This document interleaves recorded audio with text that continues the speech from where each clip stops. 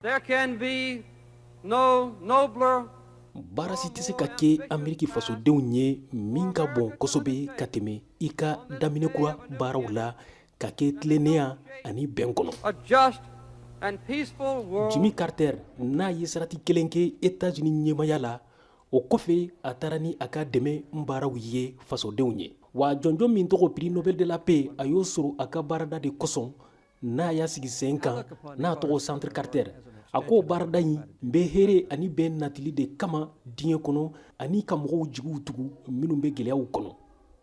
Jimmy Carter bangena Plaine, Georgie mara kɔnɔ san 1924 la. A y'a ka kalan kunkɔrɔta sɛbɛn sɔrɔ n'an ko diplôme kɔgɔjidan sɔrdasiya kalan de la san 1946 la. États-Unis kalanso min tɔgɔ Académie Navale. A ye baara kɛ o siratigɛ la yan'a ka segi ka na Plaine a wolodugu la san 1953 ka sinsin sokɔnɔ baaraw la a fakɛ bannen kɔfɛ.